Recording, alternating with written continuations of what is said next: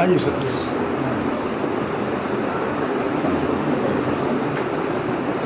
Doctor साहब उनसे एक आध चेयर आगे मूव करवा दीजिए।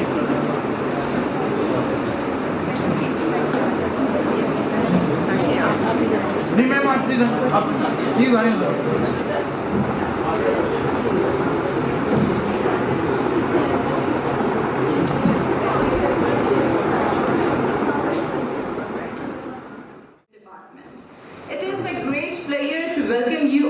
This event, which aims to shed light on one of the most pressing and contentious issues of our time, the Kashmir issue.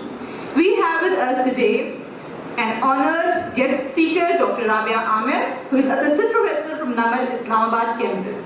And she will be sharing her insights and perspectives on this complex and sensitive topic.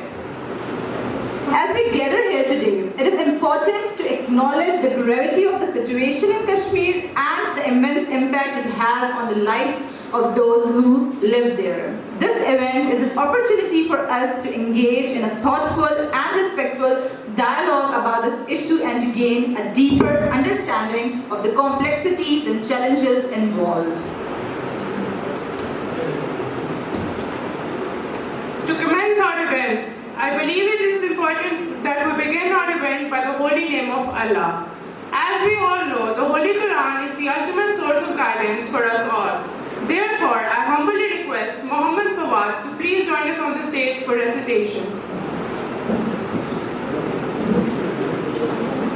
أعوذ بالله من الشيطان الرجيم. بسم الله الرحمن الرحيم.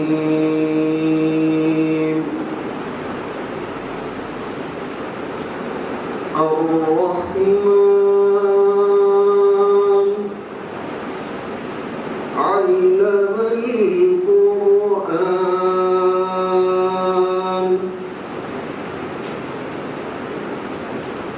خلق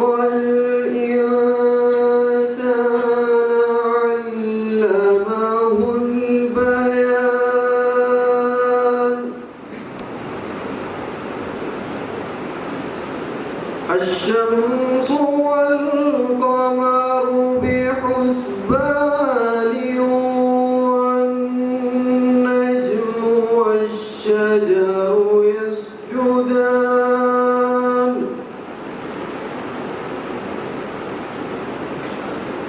والسماء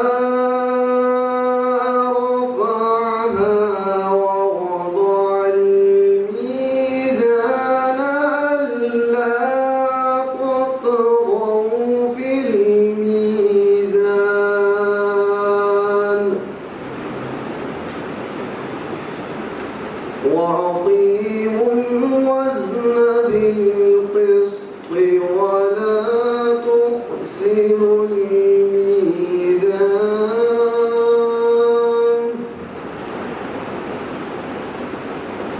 والأرض وضعها للأنام فيها فاكهة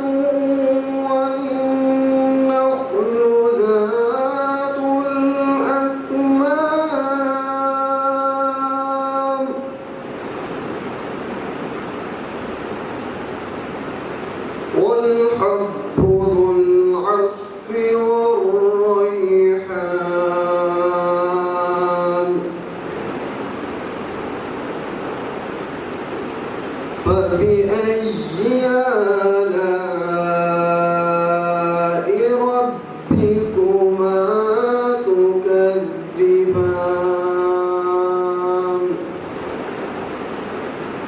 صدق الله العظيم.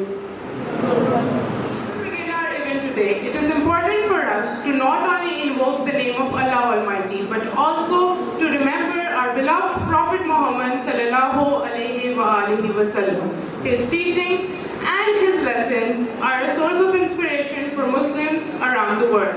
So therefore, I would like to invite Ghulam Muhammad Kabir for recitation, for the rendition of Naat. Please come forward.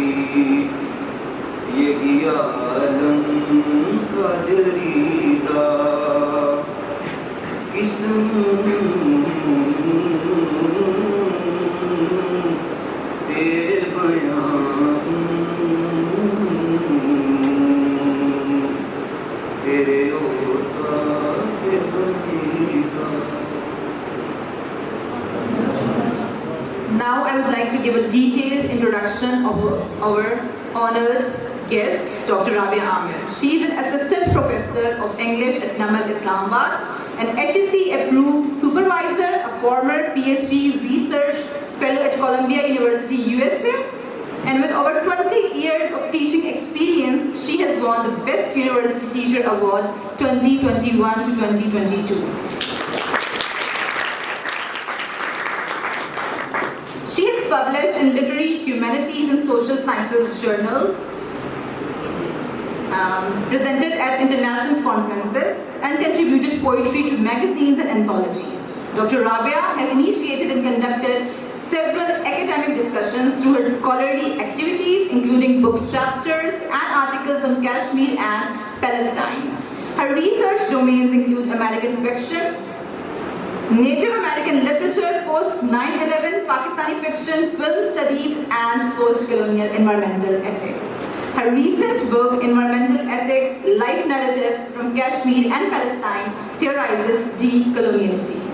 So ladies and gentlemen, it is my honor to humbly request our guest speaker, Dr. Rabia Aamir, to join us on the stage and share her insightful perspectives on a pressing issue, as well as enlighten us about her latest book.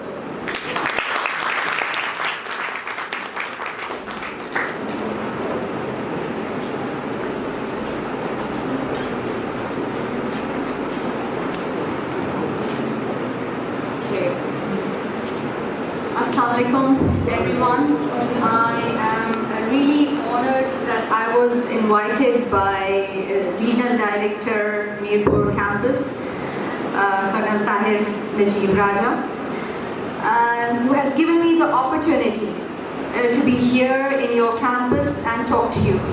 And he's invited so many distinguished guests. I'm also honored by your presence, and I hope I can see a lot of students here, so I hope that whatever I'm going to speak about is going to, be somewhat familiar, and sometimes it may be a little bit new too. So my subject, students, is basically English literature. And from an environmental ethical perspective, I have looked into the issues of Kashmir and Palestine. And as you may have seen, that my book is entitled Environmental Ethics, Life Narratives from Kashmir and Palestine.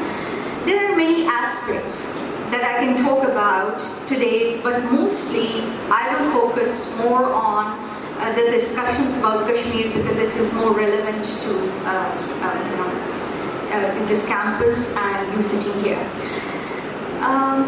First of all, however, I'm going to give an overview for us to have an informed discussion towards the end, and you would be like, the floor would be open to you for question answers. Sometimes I might not be able to cover all that in my talk, but you can ask questions in the end.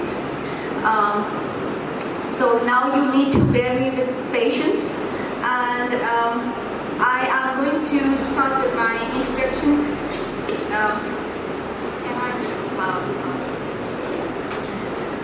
So in the fall of 2016, am I audible? In the fall of 2016, I had to take on a project for my PhD dissertation that would not only be contemporarily relevant, but also philosophically engaging and satisfying at this stage of my professional and personal career. It had to be, and the students of literature may be able to understand better that it had to be, as Eliot would say, a project that would be adding an individual talent to the long tradition of academic writing while keeping in view the standards of the mighty river of academic literature. To undertake this challenge that any PhD candidate faces, I had to choose a study that had to say something new and yet had to be in the relevant field of my discipline, which is English literature. I chose to study the literatures from Kashmir and Palestine. And I found this epistemologically useful position of the selected texts which I have chosen to read and to bring this book in front of you, text quite instructive for this inquiry. The similarities of environmental ethnocide, just like you have the word suicide, regicide, so it is environmental ethnocide. I can switch to Urdu if you want me to, or if you're able to understand, I'll continue with this. Yes? All right. So it's like the similarities between the environmental ethnocide for the two lands are quite consuming.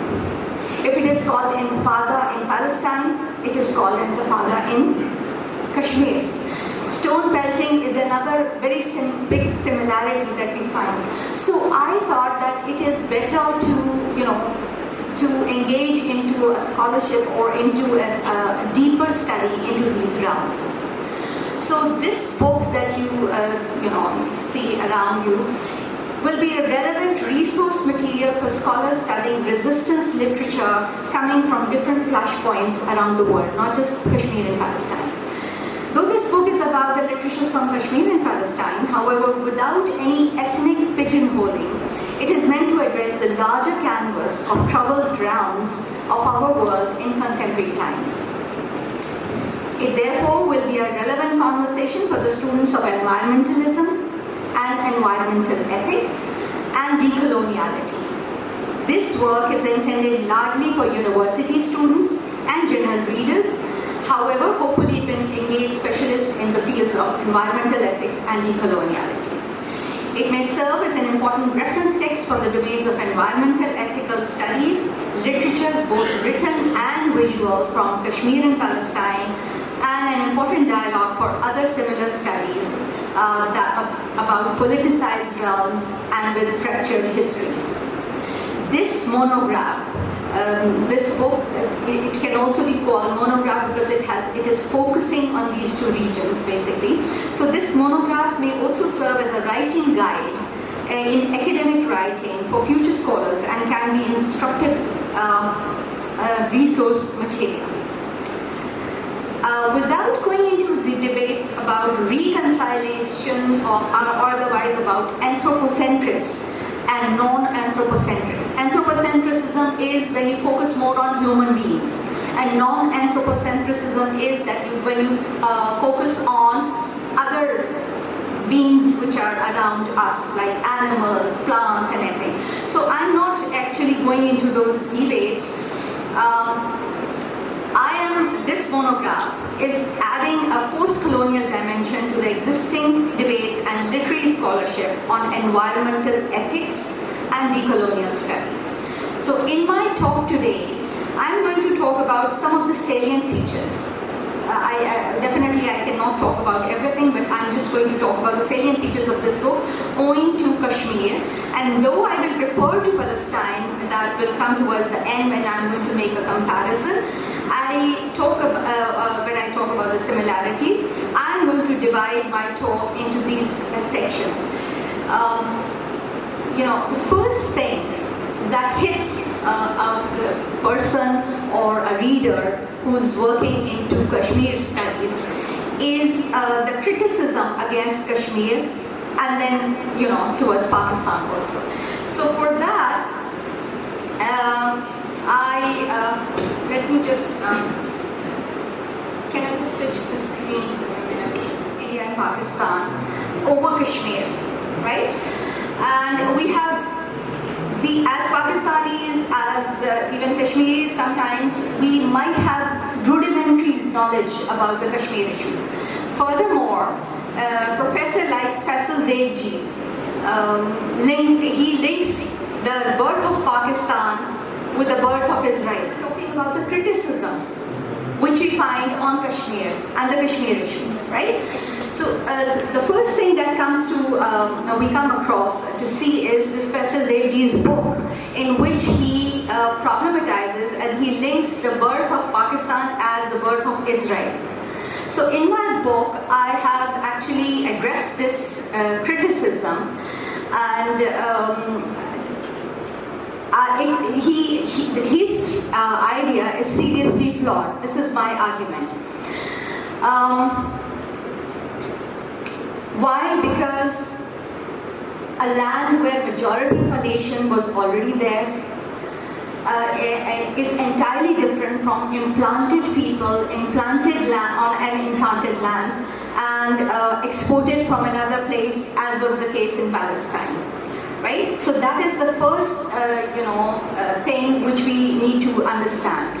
And the other very important critique or the argument that we can raise is that Pakistan, if it had that expansionist designs, as Faisal Devji would say, if it had that, then it would not have lost its land in 1971 rather than gaining more lands, right? So, and we lost one part of our land into that. Then we also see that in engaging partially into contracultural dialogue, criticism. I think, are you people getting it? Because I can see so many students. I would like everyone to be engaged in and understanding. So I hope कि बच्चों आप लोगों को कुछ समझ आ रही है, थोड़ा. Basically, जो ये प्रोफेसर हैं जिनकी मैं किताब की बात कर रही हूँ, ये कायद-ए-आज़म यूनिवर्सिटी में and around other places, it is read and it is considered as a big authority. So we need to understand the dynamics, that what is being told, said about us, about Pakistan as well as Israel.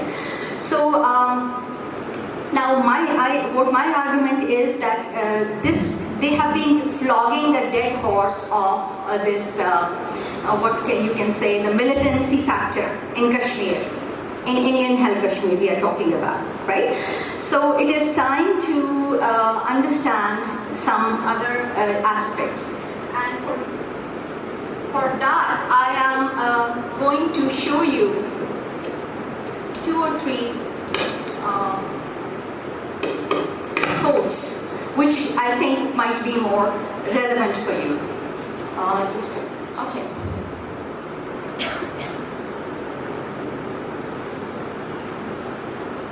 All right. So this is a picture from a very seminal historian, Alistair Lamb, right? And of course, Sir would know about him, but he's not very well known in our parts of the world, and he's not very well read also.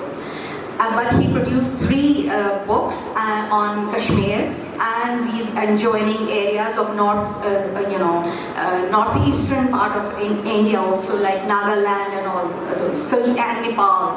So he is considered as an authority. So I'm just going to quote from his book and another historian's book. And this is a picture which he gives in his 1966 book. All right. So this is like, as you can see that there is Gilgit agency. I would like you to just make a mental note of this thing, and that would be helpful for you to understand what we are talking about. So Gilgit agency and Baltistan, and then it is the Vale of Kashmir and Poonch and Jammu and then Ladakh. So this is the area that we are talking about. Okay, now, importantly so,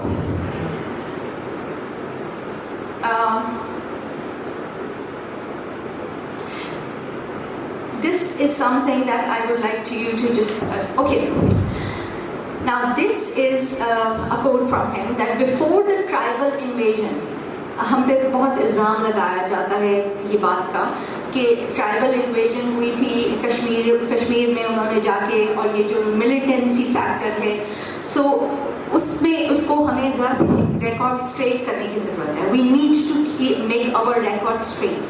And this is something which I'm quoting from his 1966, which was very close to 1947, this book. And he says that before the tribal invasion, negotiations at a high level were in progress over Kashmir's accession to India. Alright? And now today, the criticism that I'm talking about is that this is the basic, criticism which we are going to talk, which we are going to discuss. Sure, please. Okay, so here we have another professor. He's from the Kashmir University, and he's G.M. Wani. He says, to those people of Kashmir, we have committed wanton outrage, gross injustices, and an act of tyrannical oppression which violates every human and honorable sentiment, which is opposed to the whole spirit of modern civilization and is in direct opposition to every tenet of religion we profess. Now, you are sitting here in Mirpur Campus, and I'm sure that you have a very peaceful ambience around you.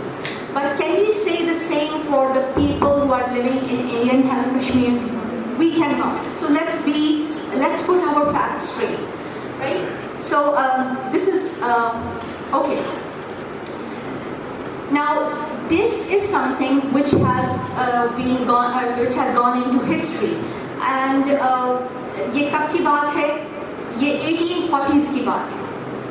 यानी it was like that first it was Akbar who invaded this land in 1500s, and then this is a document which Lamb quotes. Sir, I have just modeled my talk according to the students because I could see that they were not connecting. So I've remodeled it. So he quotes, and he writes, and I quote, an insurrection had taken place near Poonch, the Poonch sector, right, against the authority of Gulab Singh at that point in time. He had gone in person to suppress it and succeeded in doing so. Some of his prisoners Now this is really something which you even find even today. Some of his prisoners were flayed alive under his own eye. He then ordered 1 or 2 of the skins to be stuffed with straw. The hands were stiffened and tied in an attitude of supplication. The corpse was then placed erect, and the head, which had been severed from the body, was reversed as it rested on the neck. The figure was planted by the wayside that passers-by might see it, and Gulab Singh called his son, Pratap Singh, to attention to it and told him to take lessons in the art of governing. Right? So this is 1842, and this is Thorpe's book from which Lamb is quoting. Okay, so let me just give you the quotes first. And I think they've gone down into this.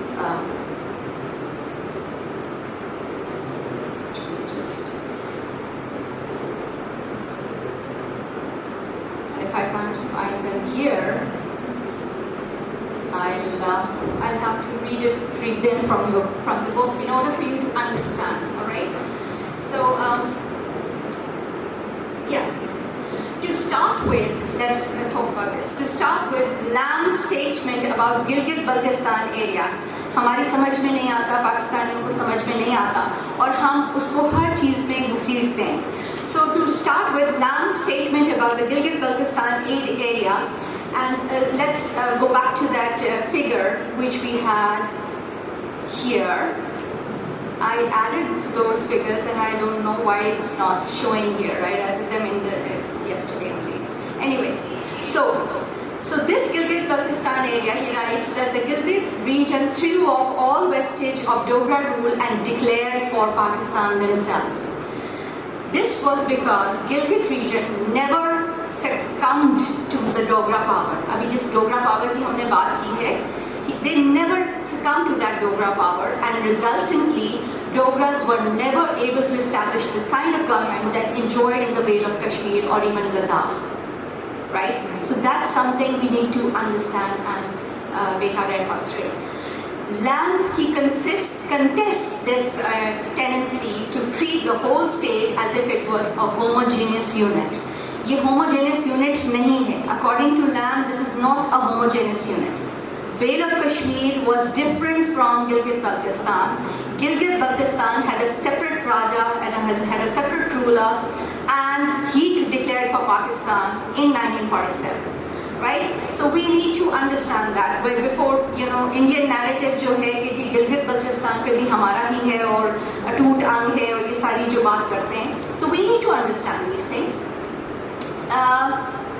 So he maintains that Gilgit area has no historical tradition of the existence of Kashmir as the term is now understood, right?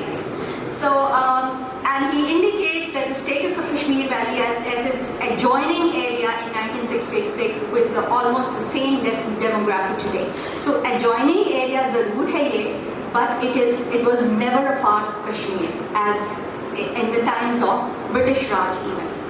Right?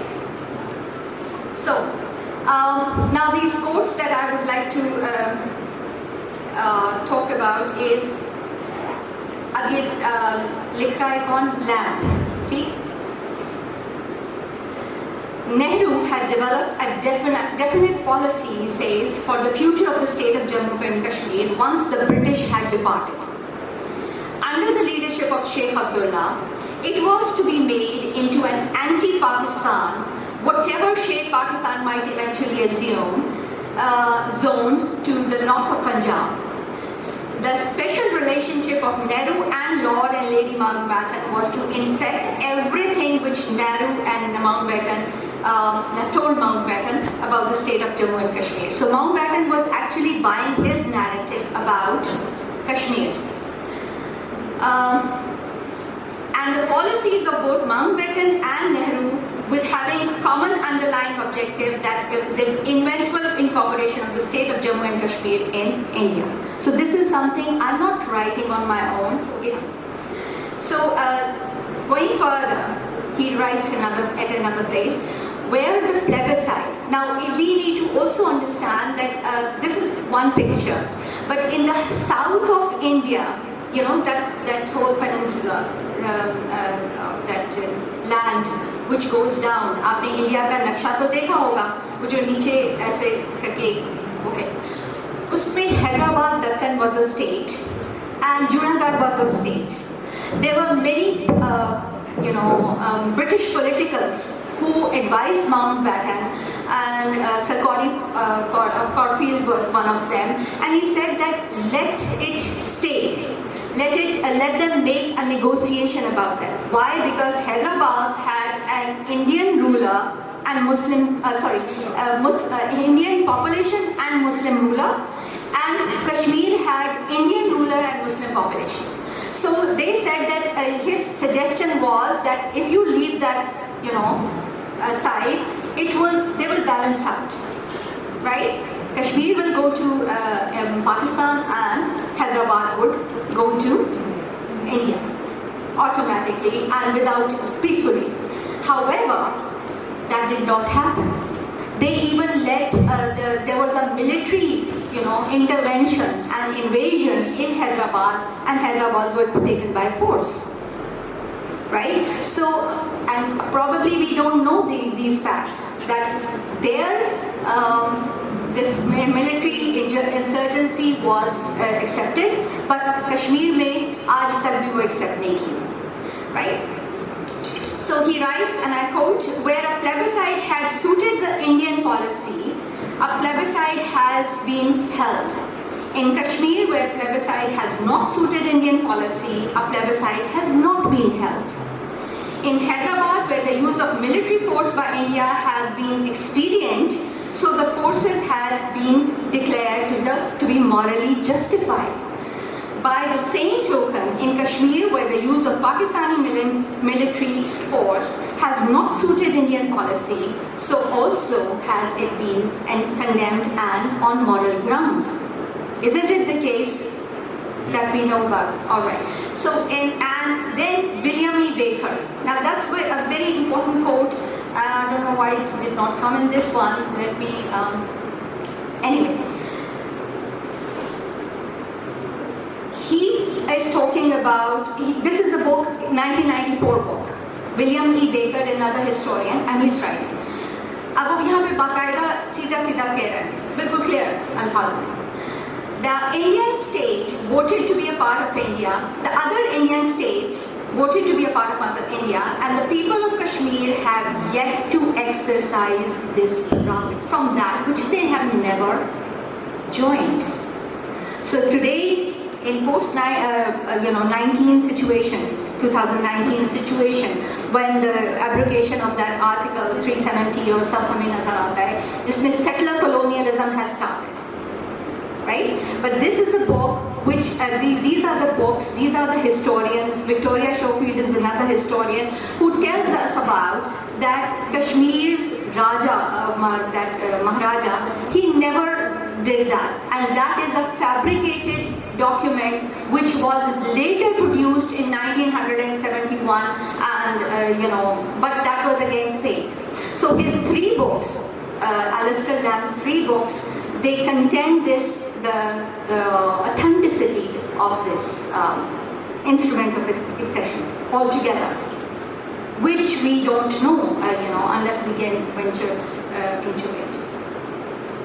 So these were 2 or 3 quotes that I wanted to share with you, and this is the criticism which is levied against Kashmir.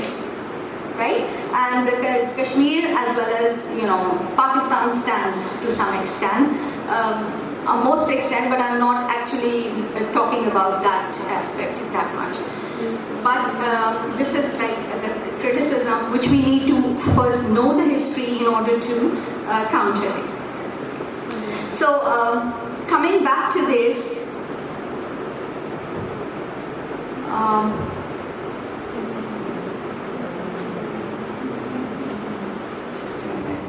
just like as Bacon would say, and probably some of your in the literature students may know this quote, that what is truth said the jesting pilot and would not stay for an answer. जैसे Justin pilot ने जो Jesus Christ को उन्होंने फांसी दी थी ना, उस वक्त जो जस्टिन पायलट था उसने कहा what is truth? You know, he wasn't interested. So this is the stance which we find from on the other side of the border, right? They don't want to listen to this truth. These are the truths, the hard facts, historical facts. But again, Alistair Lamb has very meticulously, in a very detailed way, he's told about how this accession was brought about, how, if at all, if it was, and how the document itself is fake. So, हमें जब तक ये चीज़ें सब पता नहीं होंगी तो हम जो वो नैरेटिव बिल्ड करते हैं, जो फिल्म्स वो हमें दिखाते हैं, हम उनके नैरेटिव को समझते हैं कि बिल्कुल ठीक है, ऐसा ही है, right? So ऐसा हरगिज़ नहीं है. So this Indian unilateral, illegal and unconstitutional revocation of Article 370 and 335A on August 5th, 2019, and we now know what is happening there, right? And not just now, it has been happening for many ages, for the last 75 years. I'm sure that some of you might be knowing about Gokadar Bridge Massacre, 1991 का, जिसमें some children, some youngsters, they were taken by the forces, Indian forces, and they were penalized. And the people, they came out to protest peacefully about that. And while they were protesting, you know, there was fire opened from both sides of that, you know, of that bridge, which is Gokadar. But from then onwards, till now, we have so many massacres around us. Now, if you can just look at this picture, this is on the left side, you can see the Kashmir, the story of full documentary on the history of timeline of Kashmir Valley. Now, this is something आप internet खोलें तो आपको आराम से मिल जाएगी कश्मीर के ऊपर ये डॉक्यूमेंट्री. और we can find these people discussing about the Kashmir issue with no Kashmiri sitting in their panel discussion, right? However, this particular documentary, which is known as Jashn-e Azadi, and this is incidentally made by a Pandit, a Hindu Pandit, Sanjay Kath, and he has written an anthology, Until My Freedom Has Come, right? Again, there is another Pandit professor, his name is Subir Kaul, he's written From Gardens to Graves, right? So in these books, they clearly, although they are Hindu Pandits, but they are talking about their historical records are straight. And that is why, there is an article which says that why the 2007 Kashmir documentary Jashn-e Azadi needs to be watched again in 2016. Now again, there is another very important aspect. If I can just open the other thing, I think you might be able to connect more if I just open this with you people. And let me just make it as bigger as possible because I'm going to talk about this aspect. So I hope कि criticism का aspect आपको समझ में आ गया होगा कि किस तरह से criticism किया जा रहा है. अभी मैंने थोड़ा सा उसके बारे में बातें की हैं. अब आते हैं बात environmental ethics की. What is environmental ethics and what is environmentalism? We are talking about environmentalism all the time. There is like a big, sound about that in the whole world. So how can we understand the connection between post-coloniality? This is a post-colonial space. Kashmir is a post-colonial space. Pakistan is a post-colonial space. India is a post-colonial space, right? So how can we understand this coloniality? So now what is environmental ethic? यहाँ पे थोड़ा सा मैं आपको बता दूँ कि an environmental ethic is an ethical statement of facts about a space invoking a historically informed. अब देखिए जो मैंने अभी आपसे बात की है, basically what I just talked about, I brought some historical facts in front of you, right?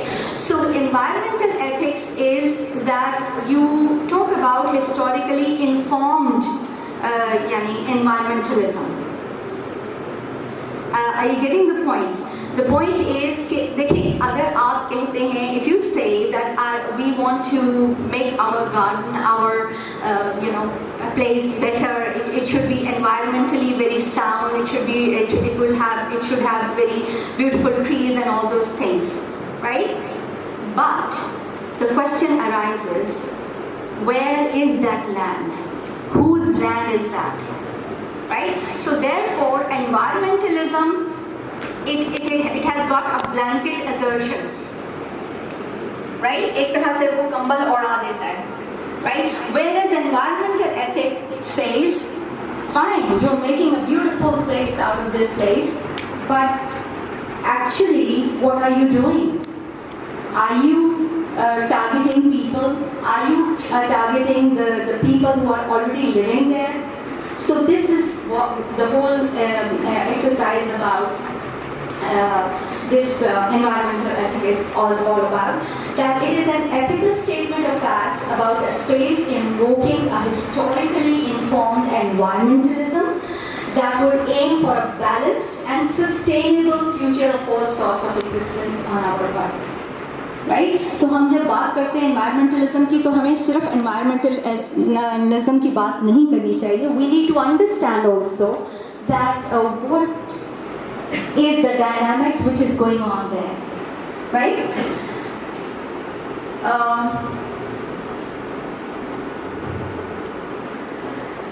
So therefore, if we just read this from here, postcolonial environmental ethic, which I have defined in this book also, is alternatively termed as eco-postcolonial justice. And it states that indigenous rights or environmental justice of a post-colonial place, the blatant disregard of which occasions green criminology. Now this criminology is also green. It's a sort of green criminology because, and it's interestingly, the apartheid walls which are being created there in Palestine, they are called green line. How ironic, right? Similarly, now Samantha Bose, he's a law professor. Sorry, he's a professor of political science in London School of Economics, and he has given quoted about how there is from the 732 long kilometers LOC, they have erected a cortina wire, which is thermal sensing, and the whole equipment and the whole process has been acquired from United States and Israel. So there is a collusion between the two, between Israel as well as India, right? So this kind of a green criminology, which is happening in both these places, is basically, it actually harbors the harm-based approach, which is not talking about the people who are actual inhabitants of that land, but they are implanting other people, right? The way they implanted that way back in Palestine, but now after 2019 they are planting the same kind of settler colonial strategies in India, right? So I hope it may be enough. Environmental ethics checks the blanket assertions of environmentalism by foregrounding the ethical rationale, ethics of the existence of a place with its historical manifestation and exposing the ideological and interpolative strategies of occupying forces. So environmental ethics therefore supports measures for decolonization and environmental resistance to इस वक्त हो रही है दोनों जगह, right? आपके घर पे आके कोई हमला करेगा तो आप क्या करते हैं, right? So and again these Pakistan irregulars जो भी हमने थोड़ी देर पहले बात की थी और इलेस्टेडान का मैंने आपको कोट बताया था कि negotiation है, yes this one. Before the tribal invasion, जिस पे पाकिस्तान को भी बहुत इल्ज़ाम दिया जाता है, और यहाँ पे जो फूड सेक्टर में रिवोल्ट हुई थी उस पर बहुत। Okay, so let's come to this now. These are some quotes of Jawaharlal Nehru. And what did he say? I'm just focusing mostly on Kashmir now. वो कह रहे हैं कि Dogra government forced you to lead subhuman existence. And Nehru also declared that Kashmir is not a commodity for sale or to be bartered. It has individual existence and its people must be final arbiters of their future. People. और वो अभी हमने ये जो William baker का coat सुना था, उसमें वो क्या कह रहे थे? They have yet to exercise that right. Right? उससे पहले एक और भी काम हुआ था. I'm just going to come to that. So Gandhi, what did he say? That the will of the Kashmiris should decide the fate of Jammu and Kashmir, and the sooner it was done, the better. Right? So we actually do not know about all these, historical implications. And again, I'm sure that most of you would not be born at that time even. Babri Mosque, masjids, demolition of Babri Masjid. It happened in 1992. We know that. So in that, Balbir Singh, one of the demolishers of the masjid, embraces Islam soon after in 1993. कभी हमें media पे ये चीज़ नज़र आती है? नहीं. Right? So, and then why did they demolish it? Because they said that it is erected on our land. And वही जो narrative है Israelis का कि 2000 साल पहले हमारे ancestors कहीं यहाँ रहते थे, जबकि वही ancestors हैं. And this is something another historian who has proved that those ancestors, the people living in Palestine, land, they are the same. When it was Judaism, they embraced Judaism. When it was Christianity, they embraced Christianity. When Islam came, they embraced Islam. Right? So that is why they are compatible to each other in terms of their mannerism, in terms of their understanding. And Kashmir, इसको तो वो जैसे नेहरू भी कहता होता था कि ताज है. It's just like our Taj. And he had his own reasons for doing these strategical maneuvers in history, which came to this. Let's talk about, थोड़ा सा और पीछे चले जाते हैं हम history में. ये Emperor Ashoka, can you see, founded the Sirinagri, the city of wealth, around 250 BC on the outskirts, what is now modern day Srinagar, right? And there is this Shamir dynasty. And if you can just look at this picture, Rinchana was a prince, and he was a seeker of truth. And this is all written in my book also, that he was a seeker of truth, and he went to the Pandits first. And he wanted to, because he was a Buddhist, right? So he went to Pandits first, and he wanted to convert himself to Hinduism. But then there was this discussion that which caste he would be given, right? So he kept on seeking, and then on the bank of River Jhelum, he saw that Bulbul Shah praying the morning prayer. He went to him, he asked him some questions, and when he was satisfied, he embraced Islam. So this is how Islam also became a part of this Kashmir, whole. And then, very interestingly, Lal Shewari, Lal De जिसको कहा जाता है, she was the mentor, the teacher of Nuruddin Rishi. And then he was the teacher of Muhammad Hamadan. So in other words, there is always, a peaceful. And if you look at these Pandits, they are different. हमारे अलामा इकबाल भी तो पंडित family से ही थे ना, if you remember. So Pandits, they were very different from other Hindus in India. And they could see what, okay, so This is a quote of Indian. थोड़ा सा मेरी मुझे लगता है टॉक थोड़ी डिस्टॉर्टेड इसलिए है क्योंकि जो मैं लेके आई थी वो आप तक पहुंच नहीं रहा था, तो मैंने थोड़ा सा इसको चेंज किया है ताकि मैं आप लोगों से वो बात करूं जो आप लोगों को समझ में आए. So during the last century, Ashish Nandi is a very well-known sociologist, and he talks about that during the last century the most atrocities, cruelties has been committed not in the name of religion, though we might like to believe that, but in the name of reason and aesthetics, he says. And secular states have killed more people than non-secular states. So India is a secular state, supposedly. Yes, but they have been killing and they have killed more than and it is considered as one of the biggest prisons. In 2019 में हुआ है तो it is one of the biggest prisons along with Gaza. So अच्छा, अब ये बात भी हम लोगों को थोड़ा सा अपने आप को रिमाइंड कर लेनी चाहिए. If you can just read the last one.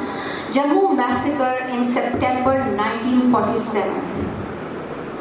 ठीक है, जो आपको जब आपने कहा कि हम अपना मतलब जो नेहरू ने भी बोला था और उसने गांधी ने भी कहा था, there should be, the people need to decide what they want to, right?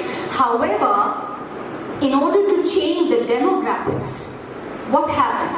This Jammu massacre, and I don't know how many of you know about this historical fact that this Jammu massacre, what happened in September 1947, happened just 5 days before Pakistan. Now this is very important for you to internalize, please. This massacre happened 5 days before Pakistan irregulars attack in J&K and 9 days before the Maharaja accession to India, supposedly. Accession to India. आपको बहुत ये narrative मिलता है कि यहाँ से चले गए थे बहुत सारे, right? But this massacre had happened. तो अगर आपका भाई आपके साथ वाले एडजॉइनिंग फील्ड में है या एडजॉइनिंग घर में है, उस पर हमला होगा तो आप क्या करेंगे? And when it is already यानी established, and you know, again, this is again historically documented thing that Mountbatten asked this Maharaja and Qaid-e-Azam for a standstill agreement. Qaid-e-Azam agreed and he abided by that, whereas Maharaja did not. Right? So this happened and this is like Ian Stephens, an editor in the statement, suggests that the large-scale massacre of Muslims happened with the approval of Maharaja Hari Singh. And what happened? Let's see.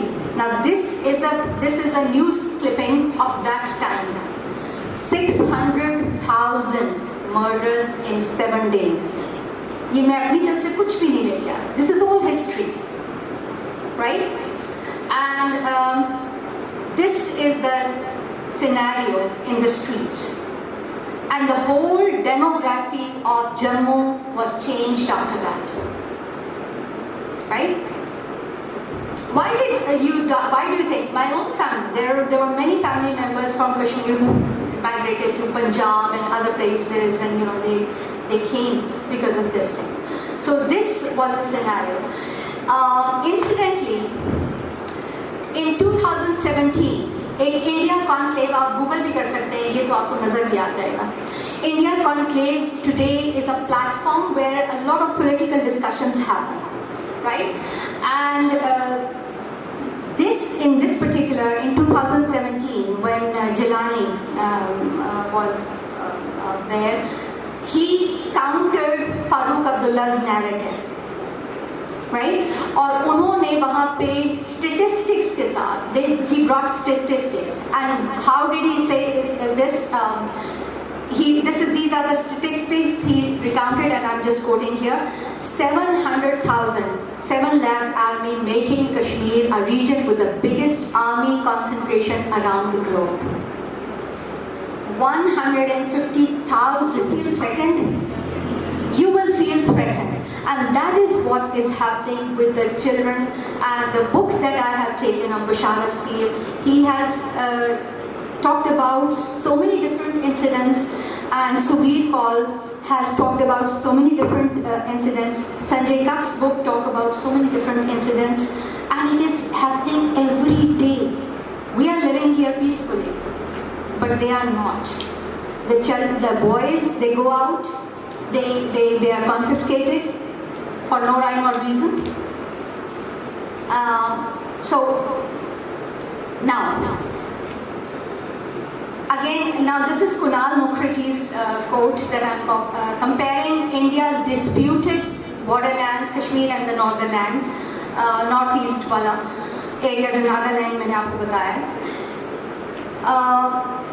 He says the lack of professionalism has been one of the factors as to why the security personnel have not been able to take control and correct the situation.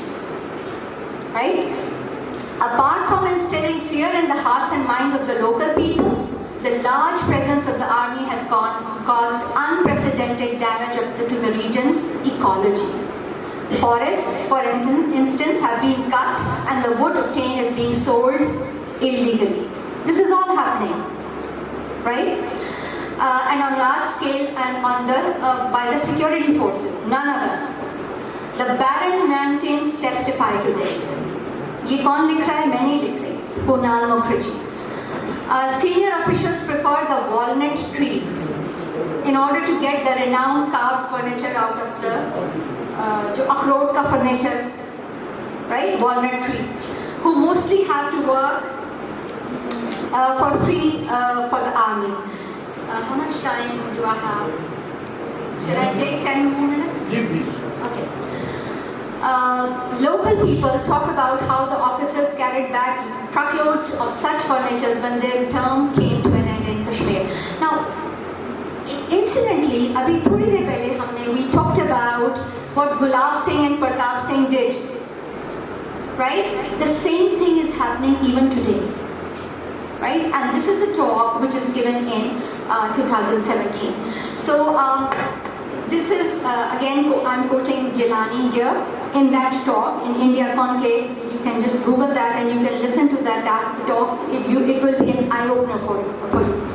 He says that more than 280,000, 28 lakh canal land has been confiscated by Indian occupying forces, right? 5,200 sawing machines to saw down around 3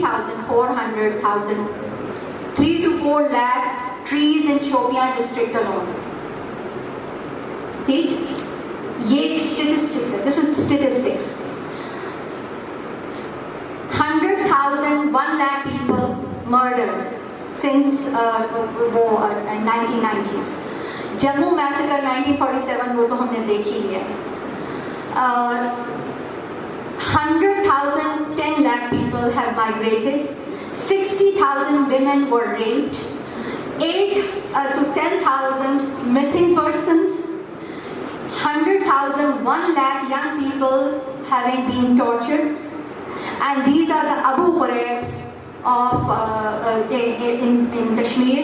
And incidentally, it will be again a news for you that UN Observer, there was a building of UN Observer. जब ये तस्वीर कराने के लिए वहाँ पे एक UN की building बनाई गई थी ताकि वहाँ पे observer आ सके.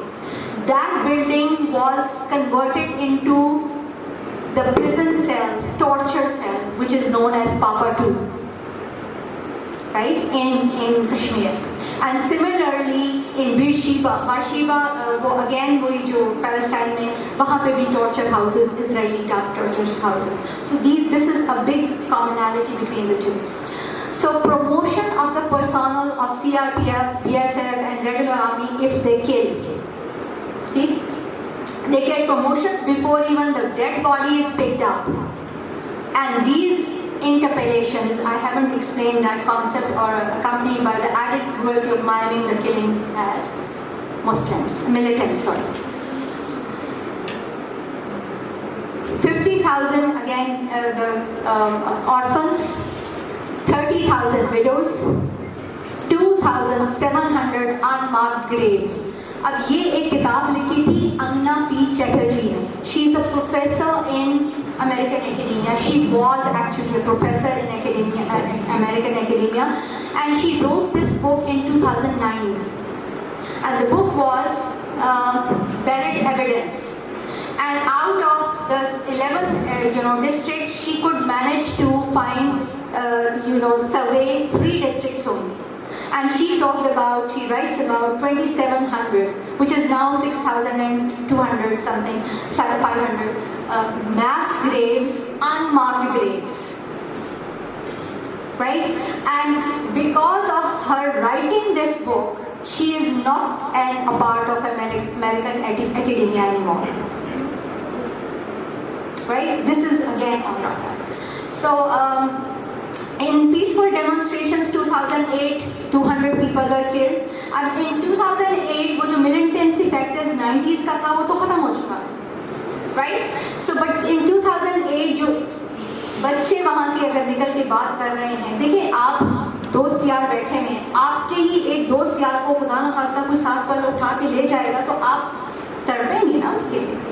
And you're going to find out and you're trying to help him out. So in 2010, again 1,117 people were murdered, with several dying, tortured and mined every day.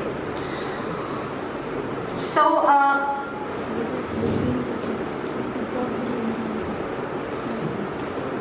as per the annual report 2017-18 released by the Ministry of Home Affairs, the year 2017 witnessed a 6.21% increase in the militancy incidents, while as 166% increase in the fatalities of civilians in comparison to corresponding period of 2016. ये तब का data है, right? Okay. Oh, these were the quotes that I wanted to, I was reading from. Alistair Lance, Nehru had developed वही जो मैंने आपसे पहले share किया. Again, ये plebiscite वाली बात. And now I will come to this. All right, this is a picture that you must have seen on the internet. Now, can you see this strip? This strip here. We are here somewhere, if I'm not wrong. Correct me if I'm wrong. Right? We are somewhere here, Mirpur. Right? And this is the strip which was, is this because of my voice? Okay, this is the strip which was actually liberated by Sardar Abdul Qayyum with his forces back in 1947. Right? And this is the area that I was talking about, Gilgit Agency in Baltistan, whose ruler, he could see that Maharaja Hari Singh is never going to help the Muslims of Kashmir Valley, but he declared for Pakistan himself. Although, देखिए जब आप घर में होते हैं, ये हम इस बात पे बहस नहीं कर रहे कि वहाँ पे कितना वहाँ पे there are resentments in every province of Pakistan, there are resentments in every province of India, there are resentments in every part of America also. They also feel the level of peacefulness, the level of serenity, the level of the level of comfort that we are living here. Right? And this is something which you find common. This is just a normal feature all the time you see on your social media, right? And then you also have now these one is still there, the President of India, Prime Minister of India, Modi, and this is the Israeli Prime Minister, and there is a lot of collaboration between the two, right? Like I said in the beginning. And this is, can you see that this person, an old person, he's carrying something on his back. ये book का cover है, और इस book का नाम है Theft of a Nation, right? ये Palestine की book है, Palestine के ऊपर किताब है, और Theft of a Nation. अब एक बात हमें ज़रा बहुत अच्छी तरह से समझ लेनी चाहिए कि जो कश्मीरी क्राफ्ट है ना, handicrafts, shawls, Kashmiri shawls, Kashmiri, these handicrafts, as you can see, this handicraft of this chair, all these things, they are a prized possession. They were always a prized possession in India, even in Pakistan. Isn't it like that? So this is economic expansion, right? This is a case of economic expansion, right? Which India has been exercising, and without much knowledge to us, right? And that is why I have actually theorized a term here. Like आपका settler colonialism है Israel में, but now it is also settler colonialism in Kashmir, right? So colonialism, आपको if you remember, colonialism was a policy or practice of acquiring full or partial political control, and whereas the imperialism is a policy of extending a country's power of influence. Or the examples can be, if you look at this next slide, the examples is that colonialism has been thriving on the metaphors of educating and civilizing. जो यहाँ पे Rudyard Kipling is one of the writers, आपने देखा होगा, जिसने जंगल book लिखी है. Cartoon तो देखा हुआ है ना, ठीक है? तो कार्टून तक तो आपको पता है, मगर आपको उसका और नहीं पता background. So Rudyard Kipling, he said that we are here to educate these ignorant millions, right? And they are the white man's burden, right? So colonialism had to thrive on such metaphors. And imperialism after 9/11, you must have heard that these speeches that every nation has now a decision to make. Either you are with us or with the terrorists. This was a common speech, right? So this is colonialism, this is imperialism. Then we have despotism. Despotism is that, despots rule, like Gulab Singh, Pratap Singh, and later Hari Singh. I would not call him a despot, but backwards. Similarly, in there, the Palestinians were kept backward. अब ये similarities आपको बता रही हूँ ताकि आपको अंदाज़ा हो कि किस तरह से जो ये hegemonies हैं और जो hegemonic controls हैं वो किस तरह से work करते हैं. Again, terrorism is something which is identified with the weaker. यानी कश्मीरी टेररिस्ट कह दिया, बच्चे अगर पत्थर उठा के फेंक रहे हैं तो उनको टेररिस्ट कह रहे हैं. Similar is the case in Palestine, right? But अगर आपने Anne Frank's diary, you must be familiar with this term, with this Anne Frank's diary. You must have seen it on internet and social media platforms also. Anne Frank's diary. She writes about the atrocities that had been created, that had been done in the Holocaust when Jews were exterminated, right? So, yes, those atrocities were there, but these are the atrocities of the 21st century. They are happening today, right? And they are the Holocaust of today, right? So, okay, I'm just going to give you a quote of Sumantra Bose.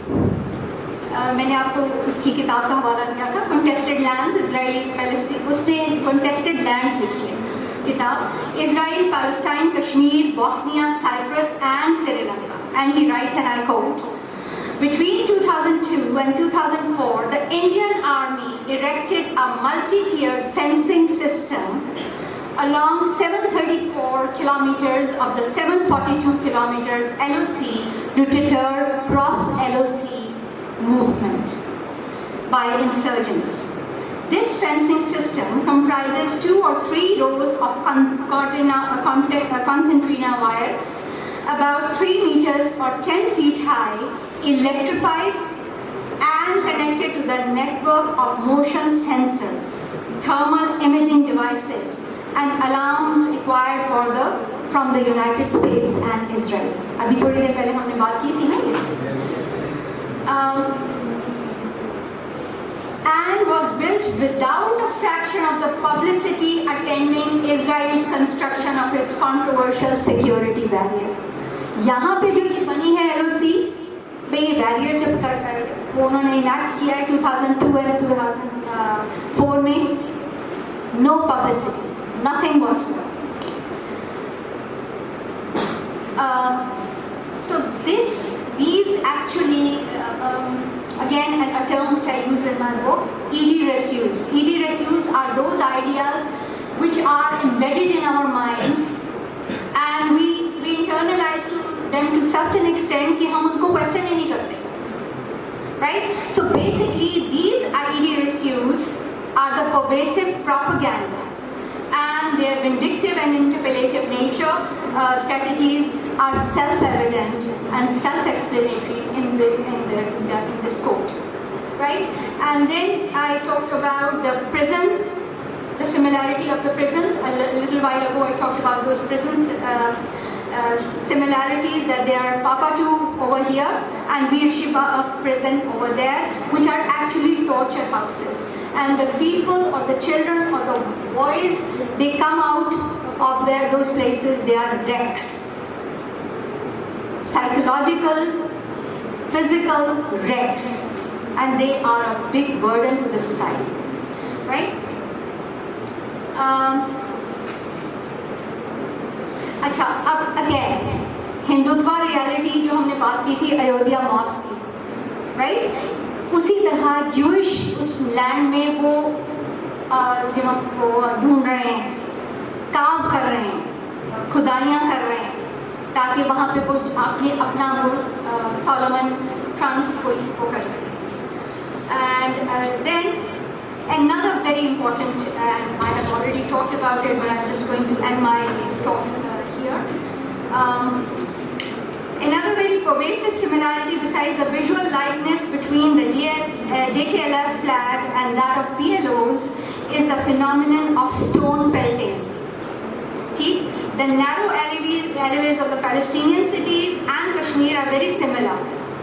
Right? वो फेंकते हैं पत्थर पर भाग जाते हैं, ठीक है, और वो उनसे काबू भी नहीं आ रहे. 2008 में अभी मैंने ये कंसेंसस आपको बताया है that how many children, how many youngsters they were killed at that time, right? So and Kashmir are very similar, and a possible refuge for the stone pelters, which are called stone pelters or sangbaz. Sanjay का अपनी किताब में उनका नाम क्या बोलता है? संगबाज, right? इनको संगबाज आप यहाँ पे कह रहे हैं. A right which the Palestinians and Kashmiris are using to stage their ethic of resistance, right? So this is the environmental ethic, that if you cannot make a garden on confiscated land, on confiscated property, even if you make gardens, even if you make vineyards on confiscated property, is that justified? That's the question I leave you with, and if you have any questions, I'll just call it a day.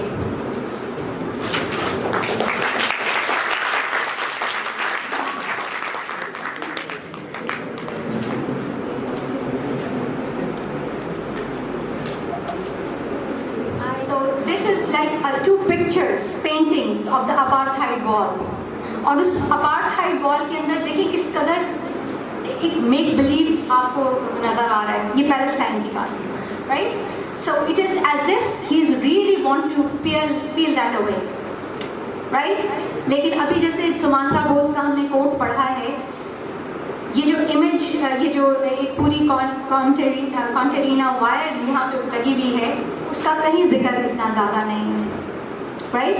Which you can see on social media for Palestine. So that is why I call it colonialism. Why? Because it is using a hammer against a fly phenomenon, right? So that's it. If you have any questions, I would like to.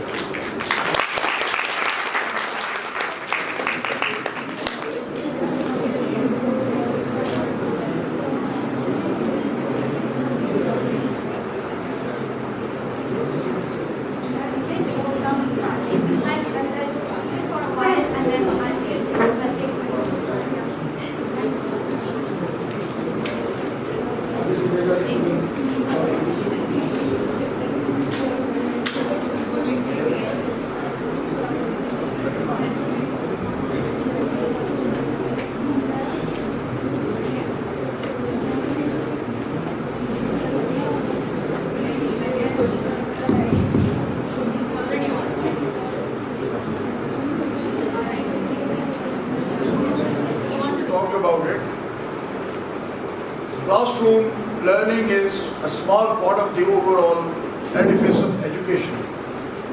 Such exposures are actually a learning process that a university student should acquire and be equipped with requisite skills for life and professional life both. So do not feel shy. No question is a stupid question. All questions are good questions. How basic or doubtful you may be about a question, please do not hesitate. I can assure you, you learn only if you will raise questions. So please ask as many questions as possible. Thank you.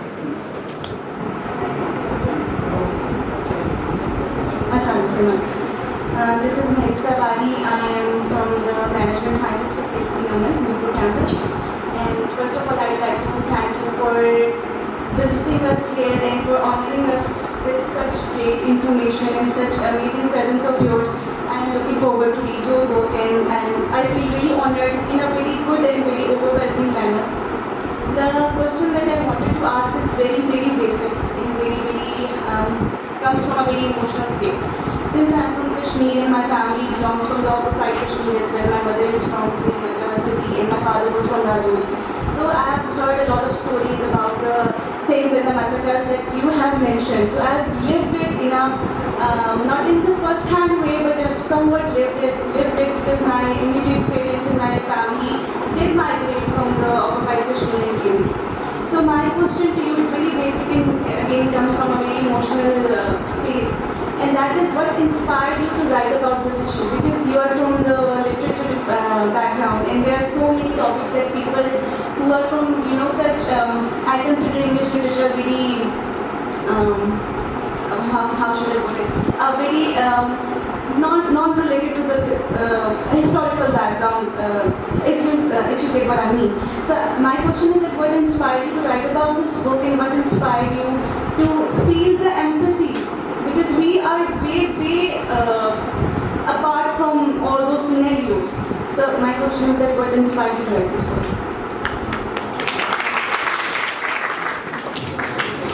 Thank you. You're calling it a question which is like, you're saying that it is a very basic question, but it is a very important question and the most important question, I would say. Why? Because we as students of literature, we have humanities is our subject, right? And it is with that that I ventured into the literatures, and like you said, half of my family also comes from Kashmir, and so so that was something like that was close to my heart. But whenever in the college days and the way these students are, whenever I tried to venture into it, I found so many different and disparate sort of narratives coming that, and miming sometimes, military also, ye kar diya, wo kar diya. I just wanted to know what exactly is the case. And luckily, these writers, although I have talked about only the historical aspect, but there is a literary aspect to it. So the writers, this Basharat Peer, he wrote this memoir, which is known as Curfewed Nights. That's the book that I talk about. And that is the book, and Ghadar Karmi is the Palestinian. And incidentally, both these writers, their books came very recently, like his book came in 2009, but then HarperCollins published it in 2010, and it is an improved version, and I consulted that. So when I opened that chapter, I could see that 21st century Kashmiris themselves, they are writing about, and then whoever is writing truth to the power, he is being like either killed or mined or whatever. But since he had that safety net, he's a son of an Indian diplomat. That is why perhaps his book could reach across, and he actually compiled all the incidences which are part of history, part of journalism. So it's nothing that it is extraordinary, but he said that I had to write. of what is happening to my people. And that was in one of the instances, I did not mention it, he says this thing, he writes this thing that I had to convince my parents that and they had to convince others that their son is not working from 9 to 5 job, but he's writing, right? So he said that it is my moral obligation. And if you look at Arundhati Roy, then, you know, when I opened these books, they were a totally, completely new world altogether. And Alhamdulillah, when I had the chance to go for my research to Columbia University, that was like, Sophy Forum's book is something which I found there. It is published in 2017 and I went there in 2018. So that was very recent books that I could get hold of from there and as well as from Pakistan's libraries. But let me also tell you, students, that this is especially for you. When I tried to find out anything about environment or environmentalism on the internet, I only found the efficient irrigation system of Israel. But I never saw that on what ground, on what land is that being made. And similarly, Badani Bagh, he talks about Badani Bagh, which he calls Bunkeristan, which he terms, Bashar he terms as Bunkeristan, that it is full of bunkers. And when you read, so we call anthology, it's an anthology. And young Kashmiris, they are writing their narratives, their memoirs. Memoirs is something which it's sort of an autobiography. So my work is on memoirs. And coming back to the final part of your question, that why I ventured into it, Kashmir is something which is in our Pakistan's unconscious. And Palestine is something, again, which is very close to our heart, but we never knew about anything about it. And I did not discuss it much because the time did not permit me, but it's like another world altogether. So I wanted to know, and then this theorizing that I have done, it is after reading their literatures, after reading their books, that I've come to understand that this is a post-colonialized world. It's not a colony, it's not a post-imperial situation, it's not even despotism and fascism, it is post-colonialized. Why? Because the manner in which the people are being killed and the manner they are mined is beyond comprehension. That is why I call it colonialism. And this is, again, from my heart.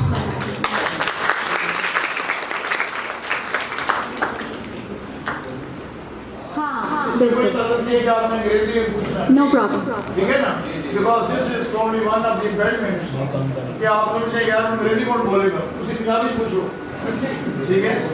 Assalamu alaikum. My name is Ali Hamza. I am from BS English department.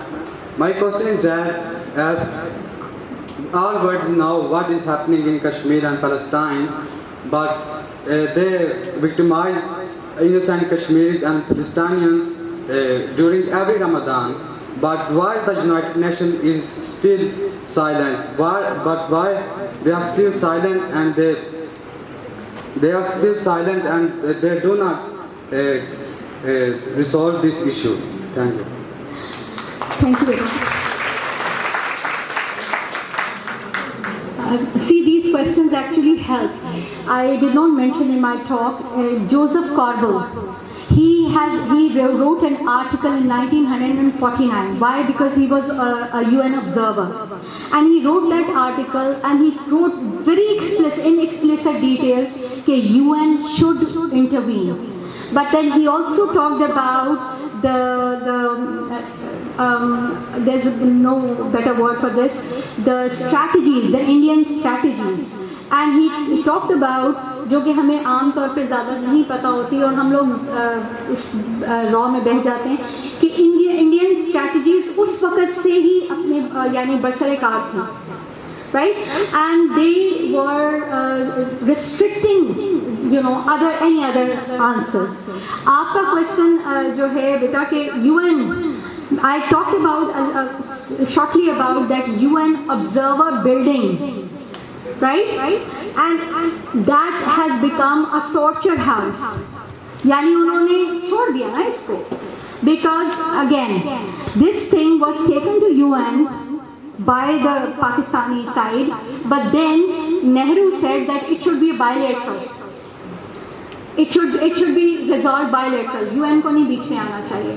और वो UN की building इतनी घिनौनी किस्म की prison cell बन गया कि वहाँ पे इतना टॉर्चर और इतना स्कूल बिल्डिंग, उसके साथ उसकी school building, and that became such a big torture house. I'll give you one example which Basharat P quotes, and he says that one Christian, officer, he came and he brought his Christian priests to detoxify that place. जैसे हम सूरतें पढ़ते हैं ना कि place जो कोई haunted place है, that was a haunted place, and he writes that Christian officer, he brought people to de-exorcise it. Exorcise means उसको haunting जो इसका aspect है उससे करते हैं, क्योंकि वहाँ पे इतना ज़ुल्म लोगों के साथ वो करते रहते हैं और आज तक भी करते रहते हैं. And what time do they do it? They do it in the crack of the dawn. And you just talked about that Ramadan में और ऐसा, तो और UN कुछ नहीं कर रहा because UN has been relegated. Pakistan is also not, fighting that case and that, in that manner the way it should be, because ये तभी तो सवाल उठ रहे हैं कि गिलगित पाकिस्तान भी तो कश्मीर का हिस्सा है, हालांकि वो कश्मीर का हिस्टोरिकली कभी हिस्सा ही नहीं था. Right? So these are the facts which we need to make ourselves straight about these facts in order for us to know. And UN, of course, UN would not intervene now when it is being declared as a bilateral affair. Right? So bilateral affair or trilateral affair. The thing is that humanity is being killed every day as we speak. We don't know how many people are कोई बुरहान वाली जो एक young सा बच्चा था, आपने देखी होंगी इसकी पिक्चर्स, राइट? सो ये बात नहीं है वो आम बच्चे क्यों सड़क पे आ रहे हैं, क्योंकि उनका जीने का भी हक सड़क किया जा रहा है. So that's how it is, but UN should intervene, but that's a question beyond my jurisdiction. Ma'am, if you allow me, I'd like to answer this question and then I would request you to comment on that. It's a very pertinent question, but because we don't read and we are not familiar with the larger picture. Today also in the world, it's law of jungle, might is right. Let the Azam finish in. This world belongs to the powerful, might is right.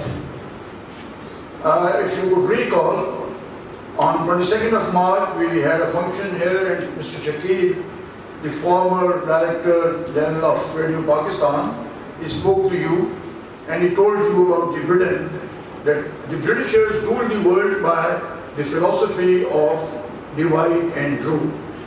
Now I asked you a question, I've given you a hint. The American economy is hinged upon what? American economy किस चीज के ऊपर depend कर रही है? बता सकते हो मुझे आप में से? अगर दुनिया में आज पीस हो जाए, American economy will collapse. They are selling the war machines and nothing else. So the UN, World Bank, IMF are nothing but the tools of power in the hands of the big powers. Great Britain, what is great about Great Britain? इतना सा मुल्क है वो, ठीक है?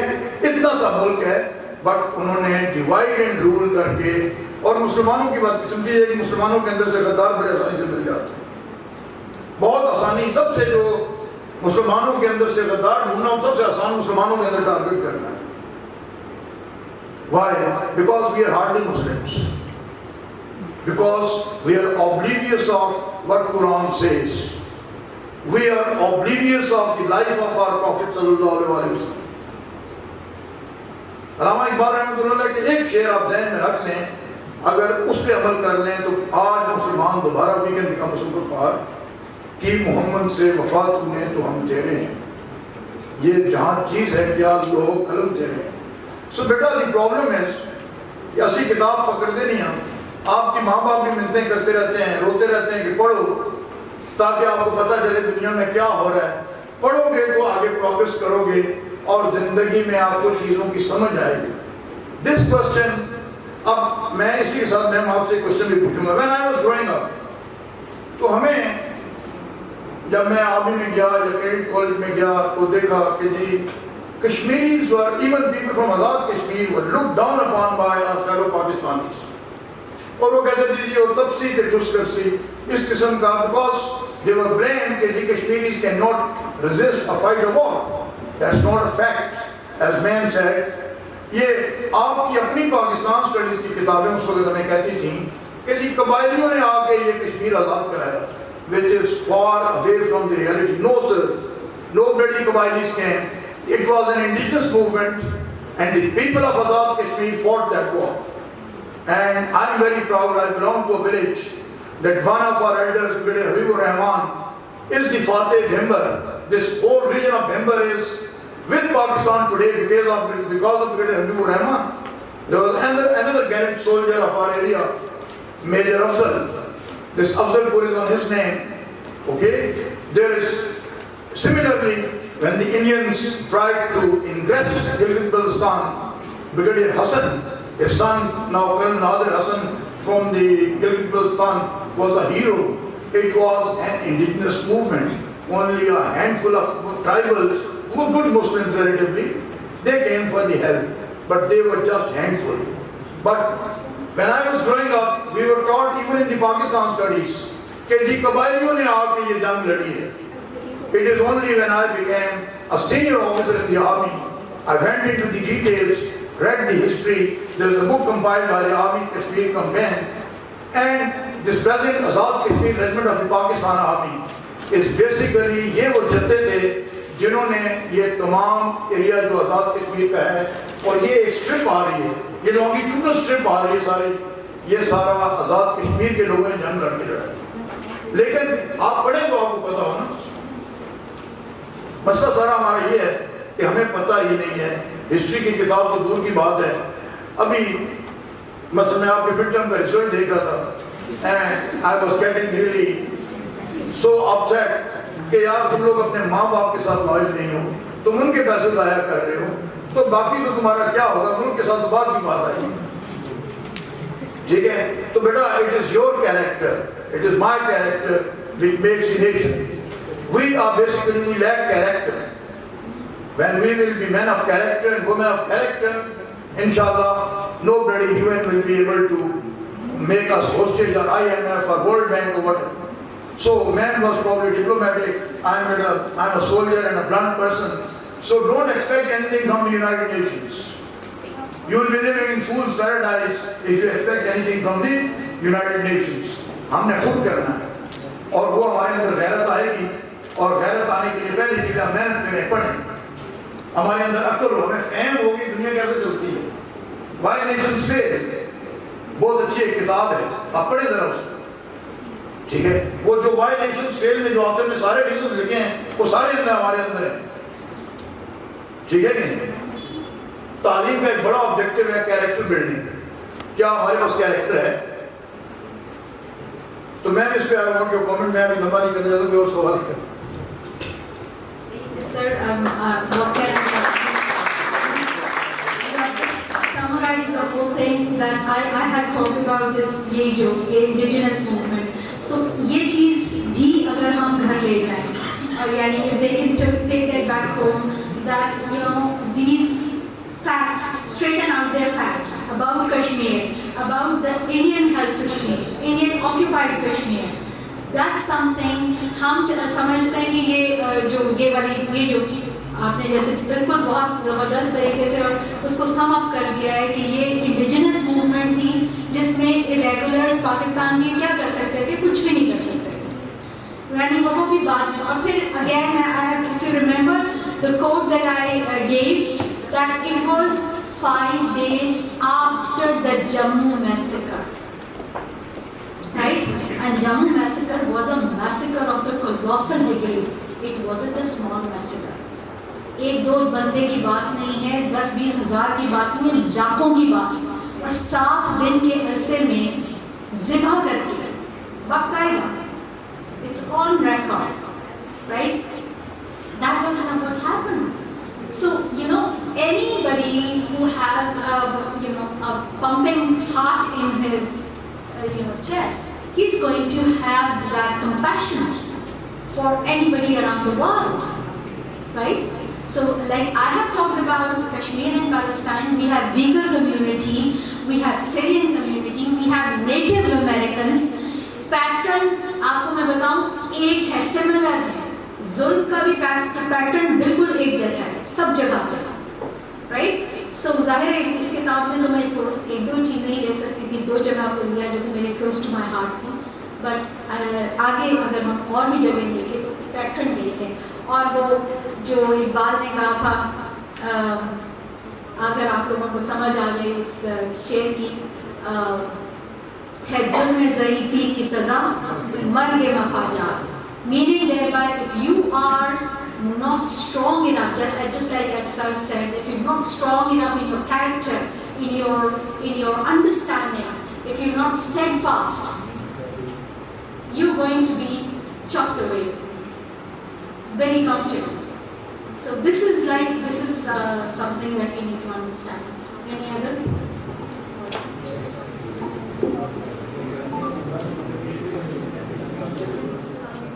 My name is Hajra Khan. I have done my MS from Jammu and Kashmir University, Islamabad, and I got my degree with a lot of prejudice because I belong from Wimber.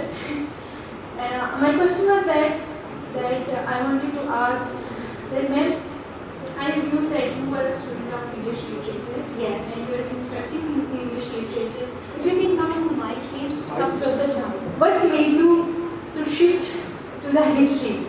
Because as a student of English literature, it is very hard to shift to the another subject. And another question was, what was your emotional attachment while writing this book? Because I have read Mumtaz Mufti and I have read Naseem Jazi, and those people had very emotional attachment to that incident of partition. So what was your emotional attachment towards your book? Okay, there are 2 parts to your question. The first one is that,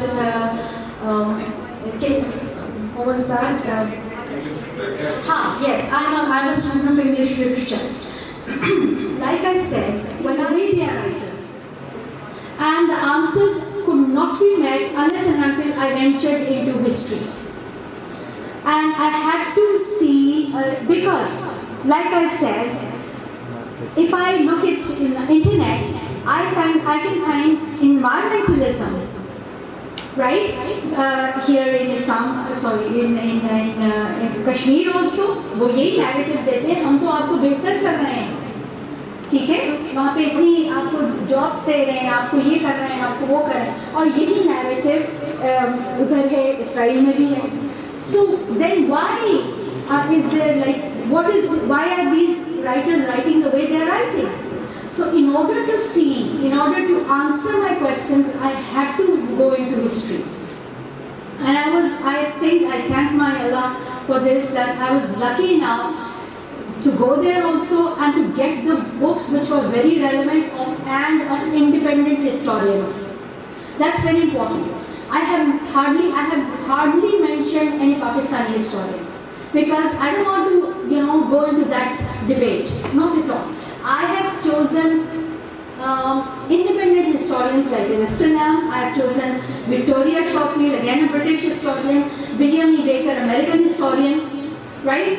And sometimes I even quote Indian historians, right? But this is how my answers, I got my answers. And what is my emotional attachment? Like I said, I am a student of humanities.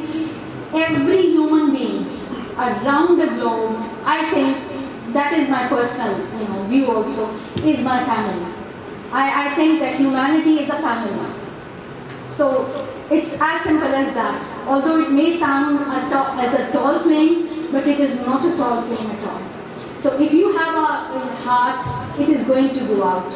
and reach out to anybody who is being oppressed. And this is the biggest oppression, examples of oppression that we see around in these two places. Okay? So that's one.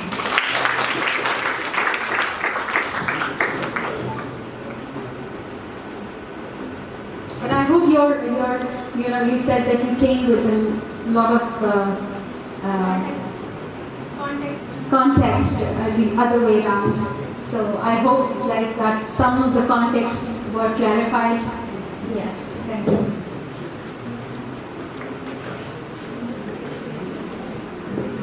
I'll give it to you.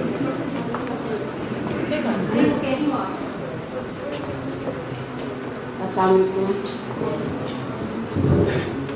Professor सवारी, मैंने पढ़ा था कि ये जो हरी सिंह और या गुलाब सिंह और नेहरू के दरमियान जो दस्तावेज़ात हुई थी जब उन्होंने कश्मीर का सौदा किया था, तो कुछ चर्चा के बाद वो तमाम दस्तावेज़ात जो थी ज़ाया कर दी गई और नेहरू साहब ने खुद नई दस्तावेज़ बना के वहाँ पर रिकॉर्ड में रख दी। ये सच है? ये बिल्कुल सच है, बिकॉज मैंने यही मैं बात कर नहीं सकी हूँ, लेकिन इतनी एक्सप्लिसिट कोट्स हैं और ये 3 किताबें हैं एलिस्टर लैम की, एक 1966 की है, एक 1992 की है, एक 1998 की है। तो जो 1998 की है ना, इनकम्प्लीट पार्टीशन, वो ऑक्सफोर्ड वालों ने छापी थी और पहले उन्होंने इजाज़त नहीं दी यहाँ पाकिस्तान में, फिर उन्होंने थोड़ी सी इजाज़त दी to give some copies here, फिर उसके बाद अब रीप्रिंट में, अब लेकिन दोबारा वो ज़रा मार्केट में नज़र बना बिल्कुल गायब थी। अब उसमें उन तीनों किताबों में he has established that it was a fabricated document, it was never there, and that is why hence it was destroyed, so called, but it wasn't destroyed, it wasn't there. Like I have mentioned one or two quotes, when all that military occupation had already begun before even this so-called instrument of accession was produced. और MC महाजन को बहुत detail में लिखता है, I can quote it from there also, that Alistair Lamb writes that MC Mahajan and Vallabhbhai Patel, they were the conspirators who just concocted and fabricated on October, as late as October 1947, they are asking, or Mountbatten is asking them that you should, produce this document. So it is actually fake document. उस base के उस पे ये इसको एक Jordan Peterson है, एक professor psychologist है, आप साइकोलॉजी के लोगों को पता होगा उसका, he says this is anti-truth, and anti-truth is being commodified and promoted and sold, and we are buying it, we ourselves are buying it. So किसी और की तो बात हम क्या करें, तो ये बात बिल्कुल ठीक है। तो आपने ये पढ़ा था तो बिल्कुल ठीक पढ़ा था, मैंने तो अब इन्वेस्टिगेट करके उसके यानी प्रूफ्स भी लिखनी है उसमें। हाँ, मैंने जो आर्टिकल में पढ़ा था तो मुझे उस वक्त बहुत अजीब बात लगी थी कि मतलब जो दुश्मन आपको इस तरह से डॉज करता है या इस तरह से वो ओवरकम करता है, तो उसको हम किस तरह से डिफीट कर सकते हैं। तो अभी सर की बात को भी आगे बढ़ाते हुए कि हम इसराइल की बात करते हैं, तो मैडम को मालूम होगा कि इस वक्त दुनिया में सबसे ज़्यादा जो PhD हायर एजुकेशन रेट है वो इसराइल का है। एग्जैक्टली। तो जो इसराइल इस वक्त सारे ओवरऑल द वर्ल्ड एक तरह का उसने मुसीबत में डाला हुआ है। इस वक्त हम कहते हैं इंडिया, अमेरिका एंड इसराइल, ट्राइका जो हम तो इसको इस्तेमाल करते हैं वर्ड आम तौर पर। तो वो इसकी वजह, इसके पीछे क्या है? उनकी डेवलपमेंट है, उनकी प्रोग्रेस है, उनकी तरक्की है, उनका नॉलेज है, जिसकी बिना पे वो हम उनके साथ फाइट ही नहीं कर सकते, हम उनके साथ आर्ग्यूमेंट्स ही नहीं कर सकते। मतलब जिन्होंने सारे हमारे वो सबूत ही मिटा दिए। हम बात करते हैं कि कश्मीर जो है वो इंडिपेंडेंट एरिया था, जब पाकिस्तान बना तब भी कश्मीर जो है वो अलग एक स्टेट थी। कश्मीरियों का राइट था कि वो जिधर चाहे शामिल हो सकते हैं, जबकि उनको ये राइट नहीं दिया गया। किस वजह से नहीं दिया गया? पावर की वजह से। वो पावर क्या थी? तो ये अब जो हमारी जनरेशन है इंशाल्लाह ये बहुत इंटेलिजेंट है, और मैं समझती हूँ कि आपके पास तो नॉलेज हमसे भी कहीं ज़्यादा है कि सोशल मीडिया का दौर है, आप हर वक्त स्टडी करते रहते हैं। तो ये चीज़ें आप लोगों को सोचनी चाहिए कि हम एज अ नेशन जो है कहाँ खड़े हैं और हमें दुनिया में कहाँ जाकर अपने आप को स्टैंड करना है, और हमारे सामने क्या क्या आने वाले वक्त में जो क्या कहना चाहिए चैलेंजेस क्या है हमारे पास, तो हमें उन चैलेंजेस का मुकाबला कैसे करना है। मतलब ग्लोबल विलेज के तौर पर अगर आप देखें तो दुनिया किधर जा रही है, क्या चांद पे जाएंगे हम, और अगर हम चांद पे जाएंगे तो कैसे जाएंगे, सोचने की बात है ना। तो बहरहाल बहुत अच्छा, मैडम बहुत अच्छा लगा और बहुत शुक्रिया, आपने हमें इतना ज़्यादा नॉलेज भी दिया और अवेयरनेस भी दी, और जो चीज़ एक हमारे अंदर थोड़ी साइलेंट हो रही होती है वो इस तरह के प्रोग्राम से और इस तरह के नॉलेज से, इस तरह की बुक से फिर से एक जोश और बरगला और एनर्जी जो है हमें मिलती है। Thank you. एक छोटी सी बात, I would like to tell you about this thing that in 1919 जो बाल्फोर डिक्लेरेशन की मैंने डिस्कशन नहीं किया आपके साथ, 1919 में आपको पता है खुलाफत उस्मानिया, ठीक है, and it was demolished. Now how many of us know that how was it demolished? We don't know much, right? One particular incident I'm just going to tell you. It is just like that two youngsters, they were deployed to divide the whole Usmanic caliphate into areas aggregated power to French and British, under British rule और French rule.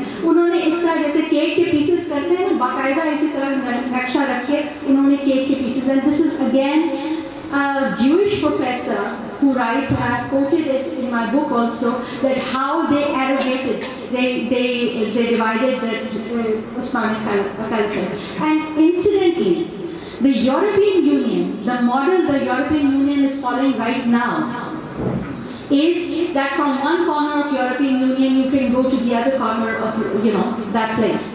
Same was the case when Muslims were here. From वो जो नील के साहिल से लेकर ताबा के काशमत, इकबाल ने ऐसे नहीं कह दिया, ये इंडिया से लेके पूरे उस्मानी खिलाफत तक, तुर्किस्तान बीच में सारे areas, Iran, all of them were, a person could start from one point and he could go to the other. Now we are all divided, right? हम अगर बात करते हैं डिवाइड करने की तो अमन की फाख्ता लेके आ जाते हैं, वो वाला नैरेटिव लेके आ जाते हैं कि अमन की फाख्ता अगर हमें चलानी है तो इंडिया के साथ बॉर्डर खोल दिया जाए, ठीक है, इंडिया के साथ भी आप बॉर्डर खोल सकते हैं प्रोवाइडेड वो इंसानों को रहने का हक दे, राइट?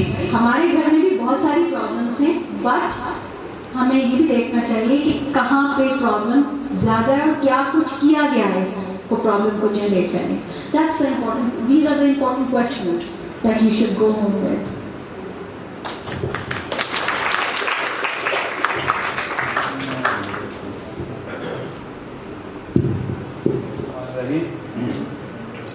मैं professor Sagheer Asif government college का प्रिंसिपल था, वहाँ से रिटायर हो गया.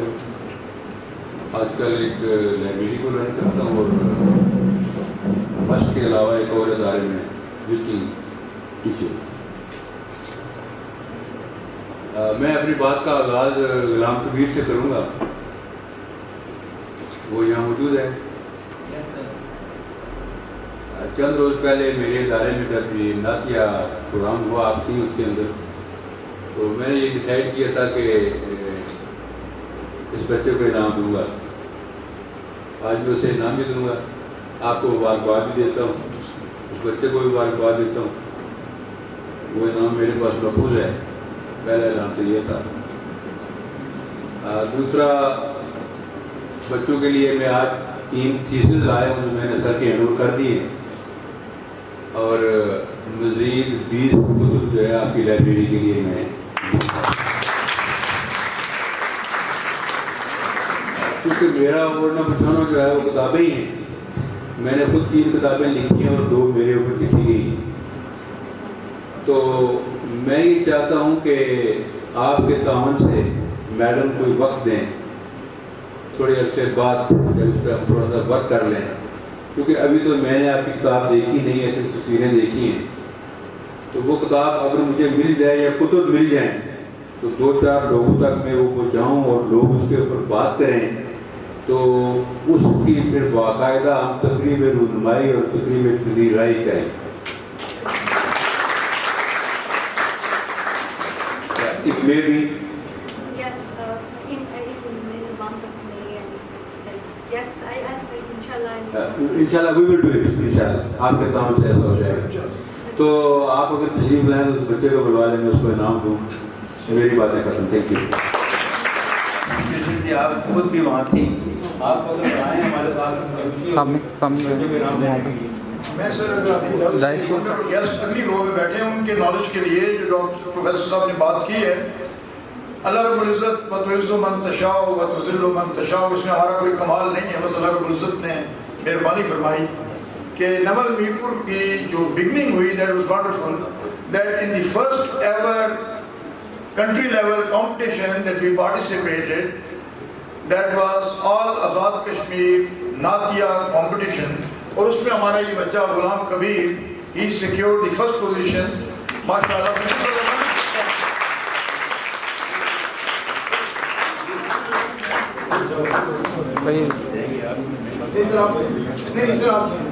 सर सामने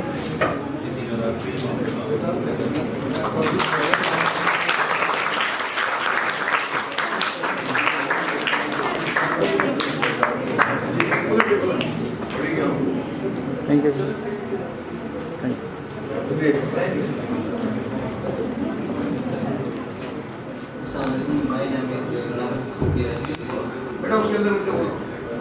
As per you say कि हमें इंडिया के साथ जो बॉर्डर्स हैं उनको ओपन करना चाहिए, इस वाले जो वक्त है उसको। तो फिर कोई बात है कि आप बहुत छोटे बच्चे हैं, लेकिन कुछ साल पहले ये अमन की फाख्ता और अमन की वो इस टाइप की बहुत सारी, और फिर आपकी वो जो मूवीज़ बनी हुई है, एक हैदर भी है, उससे पहले वो जो एक गाना है आप लोगों का, मुझे मूवी शूवी का पता नहीं हो, जो घूम रहो, राइट। सो उस तरह के narratives, they have been actually selling those narratives, and unfortunately on that side of Kashmir, on this side of Kashmir, and in Pakistan also, all those narratives have been bought. So when you say अमन की फाख्ता, तो फिर आप ऐसा तो नहीं कर सकते कि मैं आपके साथ अमन की फाख्ता के साथ चलूँ और अमन का बिल्कुल चोली दामन का साथ हो, और वहाँ पे आप मेरे बच्चों को कत्ल कर रहे हैं। हरगिज़ नहीं, मैंने तो उसको क्रिटिसाइज किया है कि अगर आपने खोलना ही है तो पहले resolve this issue first. Yes. You know, this is what I'm saying. Yes, and what's your point of view कि कश्मीर को इंडिपेंडेंट स्टेट होना चाहिए पाकिस्तान के साथ? देखिए बेटा, इस बात पे एक तो मैं political analyst, I am not a political analyst, I can not comment in that manner. However, as a humanitarian student, I would say that even if it stands independent, it may stand. However, let me just again history को इसमें लिया। Mountbatten जो यहाँ से अंग्रेज जब जा रहा था, तो माउंटबैटन ने कहा कि कोई भी स्टेट इंडिपेंडेंट नहीं होगी। Why didn't he give the option? I give you this question: that why didn't he give the option of for all these states? He said that either you have to go with the dominion of India or with the dominion of Pakistan. Right? He said this categorically. So, they had ruled this land. They knew the dynamics. Right? ये एक narrative है जो कि again ये Indian narrative से ही निकलती है। इसका शाखसाना Indian narrative से निकलता है कि भाई हम independent रह सकते हो तो ज़रूर रहो, but ये bloodshed खत्म करो। That's my point. Thank you. Right?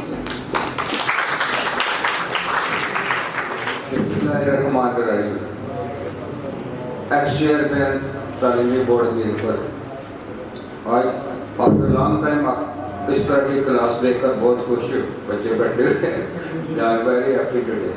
तो हमने कल आई वाज एट कोटली, जब कल ताइब साहब ने मुझे फ़ोन किया कि इधर आना है।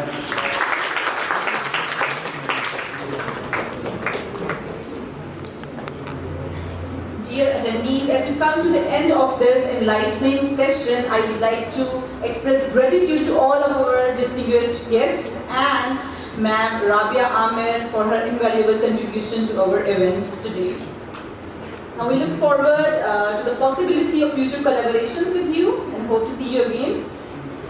I would like to extend a vote of thanks.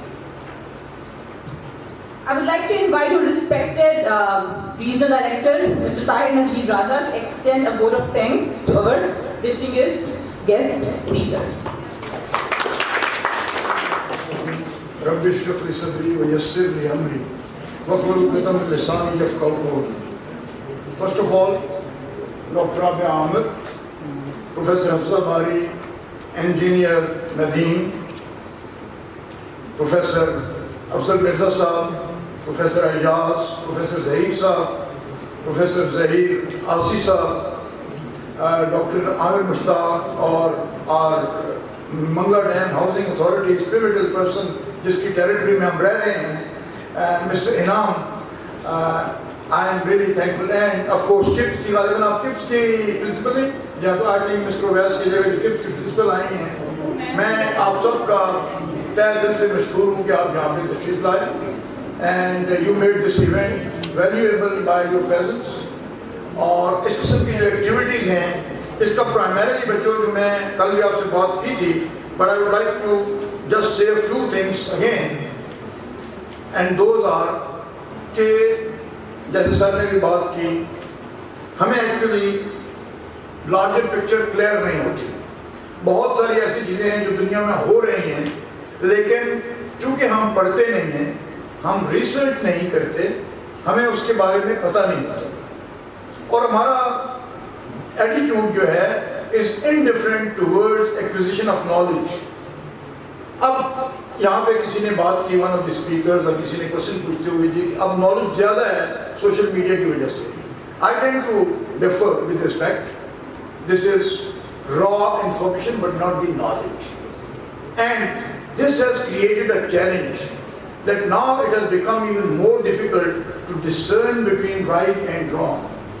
What is right and what is wrong has become a bigger challenge too. I remember it was in 1996. I was in a gathering at Karachi where Shoresh Kashmiri was there, and a gentleman was insisting on a point that he ऐसे हुआ। तो मैं शोरेश काश्मीरी साहब की जुबान में बताना चाहता हूँ, बड़ी मजे की उन्होंने बात की। तो उन्होंने कहा राज साहब तुम किस दस है, तो उन्हें क्या मैं जी अखबार पढ़े, उन्हें क्या राज साहब तुम बड़े सादे बंदे हो, अखबार सारा कूड़ लिखा होने असि लिखने हैं, ठीक है। तो बेसिकली आपने ये बेटा एजुकेशन का मकसद ये है कि you should develop the ability, critical thinking, that you should be able to reach the truth. This black, I call TV a black box, and especially from 7 p.m. till late night, it is spreading the information which is baseless. But beta ये तब होगा आप अगर पढ़ेंगे। मैं I will just leave you with a few pointers that I wrote, but I will not dwell upon because of the time. It's become a long session. So I'll just read out 3 pointers.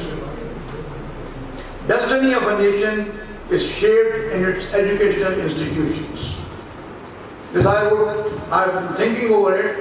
This was actually a speech by an Indian author somewhere, and I read that, and from that I drew this inference that education, destiny of a nation is shaped in its educational institutions. बेटा आप अपने अंदर देख लें, दूसरों में criticise करना छोड़ें, अपने अंदर देख लें क्या मैं और आप वो काम कर रहे हैं जिससे इस नेशन की डेस्टिनी बेहतर हो। अगर हम नहीं कर रहे तो कसूरवार हम हैं, दूसरे पे उंगली उठाना बड़ा आसान है। The other is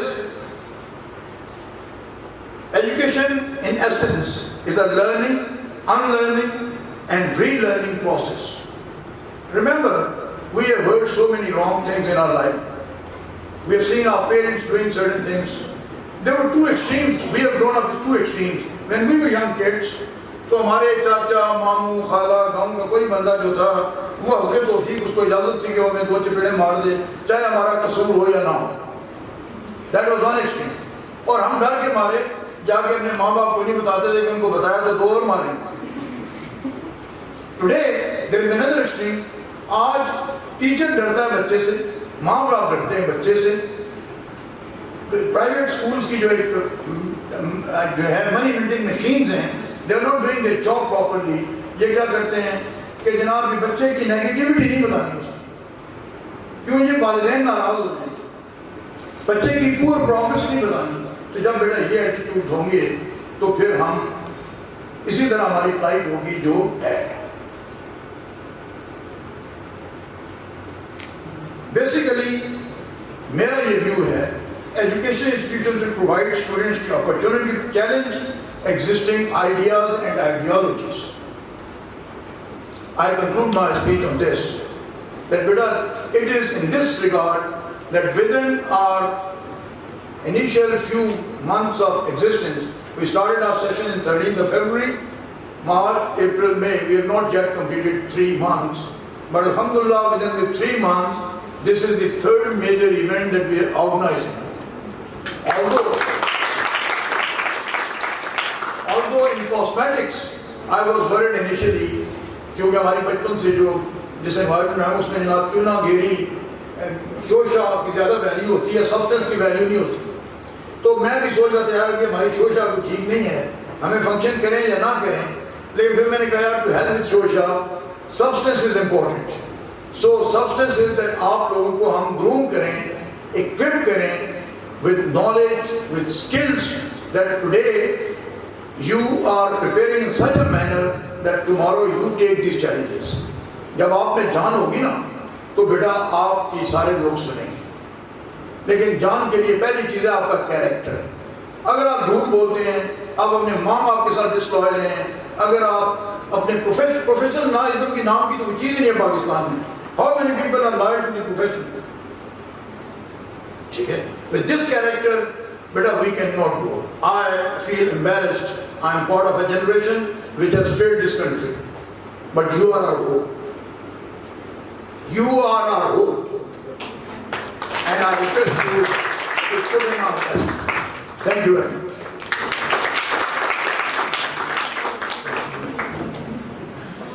We will have a separate talk on this again once. ठीक है ना? अपने लोग